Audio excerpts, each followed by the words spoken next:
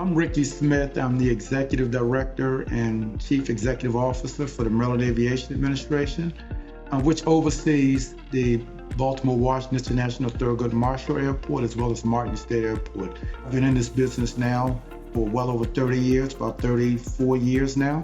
Started with BWI Marshall back in 1989 and worked my way through after joining the State Highway Administration for a couple of years as a Deputy Administrator there. Went to Cleveland to head up the Cleveland Airport system there for about 10 years and then returned here back in 2015. It's truly been a labor of love.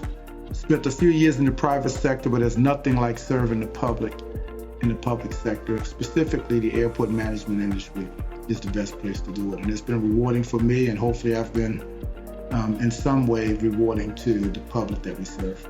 And I work with some of the best people you could find to work with, and that makes the job even more pleasurable, knowing that you have solid, dedicated professionals to work with, and to know that every day we do something that contributes to the public. And every success we have through MAA is the product of the work that the amazing team does. And so I just happen to be the person that represents this organization, and so I get accolades like this, but it's truly a reflection of the very hard, dedicated, committed work that the employees of the Maryland Aviation Administration do every day.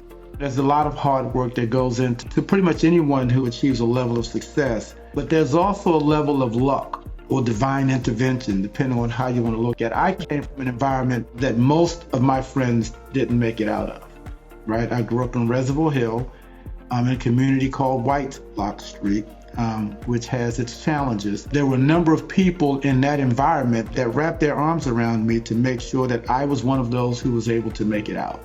As I traveled through the industry, there are a number of people who pointed me in the right direction, perhaps helped me avoid a landmine that I didn't see coming. Those are all people that you'll find in anybody's career path that has achieved some level of success. But again, we have 500 plus people that's working for MAA now. They're all important.